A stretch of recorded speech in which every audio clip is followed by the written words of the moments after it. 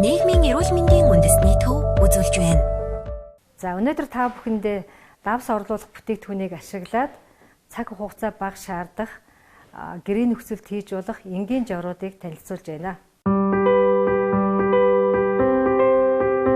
Таны худалдан авч байгаа хүнсэнд хэр их давс нуугдаж байгааг мэдэх урайтай. За хийгдэж байгаа энэ удаагийн кино хичээлийн энэ булан ингээд эхэлж байна. Тэгэхээр энэ удаагийн булангаараа та бүхэнд гадил жимстэй за аяган биолог хэрхэн яаж хийж болох вэ? За нэг төрлийн нарийн боогыг бол та бүхэнд хийж үзүүлнэ. За орцоо би танилцуулъя. За гурилны хувьд бол 300 г. За улаан будаан дээд гурил байгаа. За тэгээ гурилыг бол бас хэд хүйтэн байлгаж болохгүй. За заашгүй одоо гурил шигшүүрээр за ер нь шигшиж за нэгдүгээрт нь хүчил төрөгчөөр агаараар баяжуулах, хоёрдугаарт нь гадны механик холцыг бол заавал ялгаж өгсөн байх хэрэгтэй.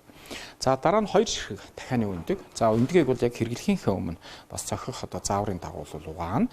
За 65 г хушиг. За хушгаа бол жижиглэж гараар заавал хэрчин. За ер нь блендер буюу нухшлагч машинаар бол огт нухшилж болохгүй гэдгийг та бүхэн анхаараарай. За тэгээд дараа нь бор 9 чихэр 2 хоолны халбаг. За мөн одоо зүгийн балах 3 хоолны халбаг. За тэгээд энд бол яг ургамлын тос байна. Ургамлын тосны хувьд бол 3 хоолны халбаг.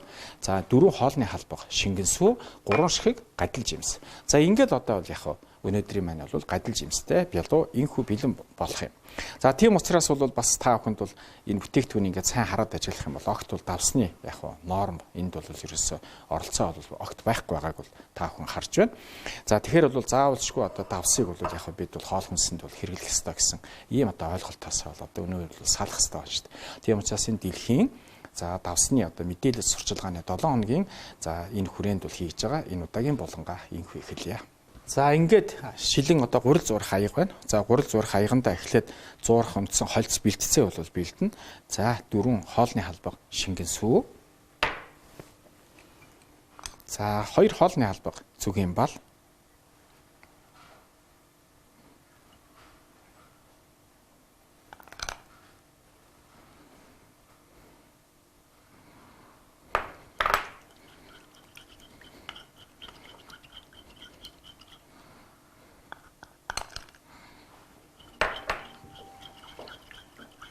За мөн ургамлын тос.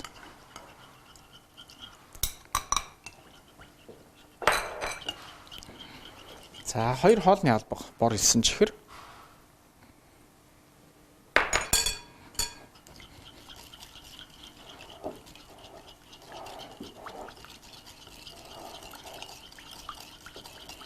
За хооронд нь сайтар найртал яг утгаж өгнө. За дээр нь 2 ширхэг өндөг.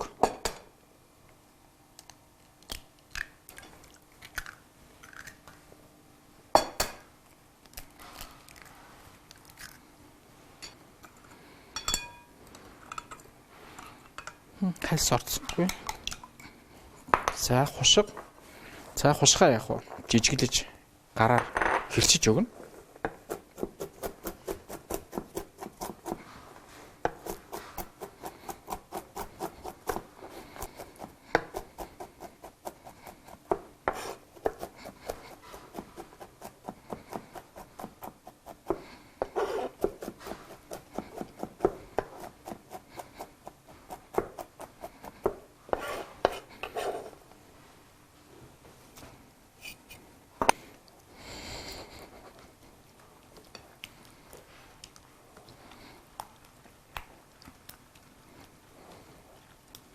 За үүн дээр гадил жимс.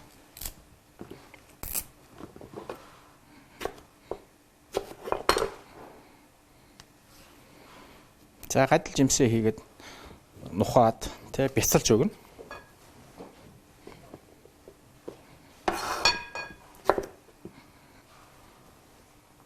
За эдгээрийг хооронд нь сайтар хольж гутарч өгнө.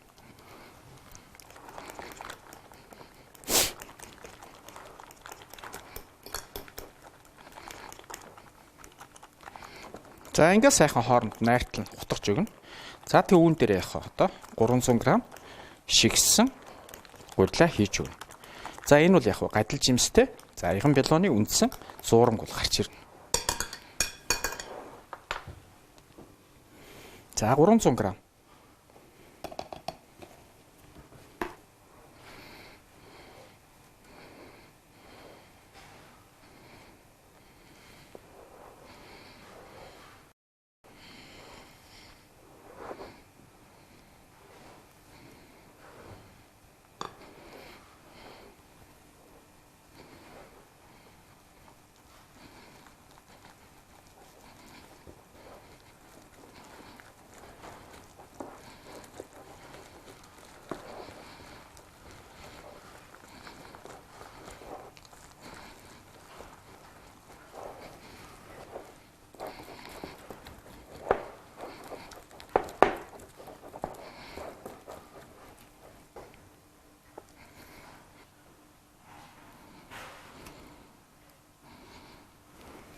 За ингээд аяг нь одоо хэвэндээ бол яг үндсэн зурамгаа бол ингээд хувлаад тастаад хийгээд дуслаа.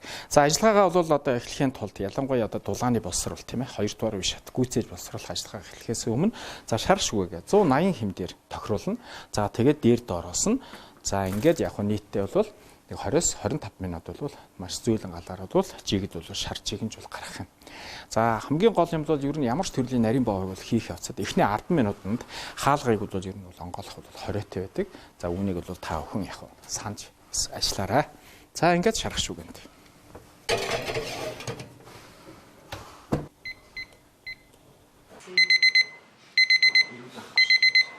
За ингээд бэлэн болсон аяган бялууга цөмөрөө хөргөөд за тэгээд та хүсвэл жимсний чанамалтай за мөн одоо сахарны пудр гэд ер нь бол өөрийнхөө одоо бас яг идэж одоо хэрэглэе гэж хүссэн. За бас чимэглэлээ хийгээд тэгээд бол та яг зоогийн ширээнд эсвэл зочиндоо барихад энэхүү гадал жимстэй аяган бялуун маань бол энэхүү бэлэн болж байна. За ингээд та бүхэн бас давсныхаа хэрэглээгээ бууруулж өөрсдийнхөө эрүүл мэндийг, гэр бүлийнхээ эрүүл мэндийг дэмжсэн энэ үндэсний хэмжээний одоо үйлстэй улам их амжилт олохыг бол хүсье. Бидэнд бол хоол хүнсний хэрэглээний зөв дадал хэрэгтэй байна. Баярлалаа. -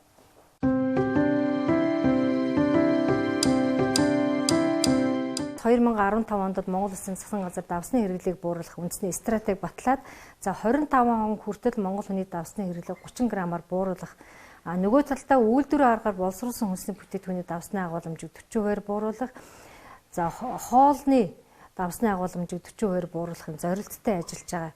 За энэний хүрээнд бол 2015 оноос хойш бид нар нэлээд арга хэмжээ зохион байгуулсны үр дүнд тодорхой ахиц гарч байгаа. Энэ мань бол ерөөсөө давсны хэрэглээг бууруулахад бид нар бол цаашаа өргөн далаацтай хийж болох маа гэдэг нотолж өгч байгаа. 2019 онд нийгмийн эрүүл мэндийн үндэсний төвөөс Дэлхийн эрүүл мэндийн байгууллагын дэмжлэгтэйгээ хийсэн халдварт бус өвчний судалгаагаар өнөөдөр бол Монгол хүний давсны хэрэглээ 10 грамм болж 10.5 грамм, өөрөөр 0.6 граммаар буурсан байна. За ялангуяа урьдчилсан дүнгээс харахад баруун бүсийн хүн амын давсны хэрэглээ 2013 онд 15.4 байсан бол одоо 10.6 болж буурсан. Гэх мэтчлэнгээр давс бууруулах нь бол боломжтой маа гэдгийг бол бас нотлохоонд харуулсан байгаа. За давсны хэрэглээг бууруулах энгийн аргууд байна. За юуны төрөнд бол цайгаа давсгүй байх хэрэгтэй.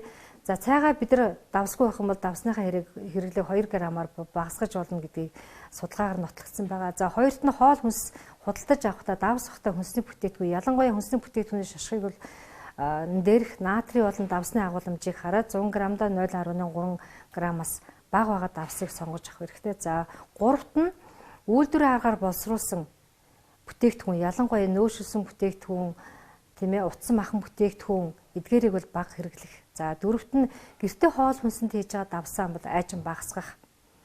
За ихэвчлэн хүмүүс будаа агшаах, талах байрах, буурцэг хийх, мантуунда давс хийдэг. Тэгэхээр бол энийг бол багасгах. За дөрөвт нь бид нар давсыг бусад хүнсний бүтээгдэхүүнээр орлуулах боломжтой. Ялангуяа чинжүү, цагаангаа, нимбэг, за сармис, сонгон, яншуу гэдгээр эдгээр бүтээгдэхүүнүүд бол давсны амтыг орлох бүтээгдэхүүн учраас бол давсны оронд эдгээр бүтээгдэхүүнийг хэрэглэх нь бол бас давсны хэрэглээг багасгах бас нэг энгийн арга байгаамаа.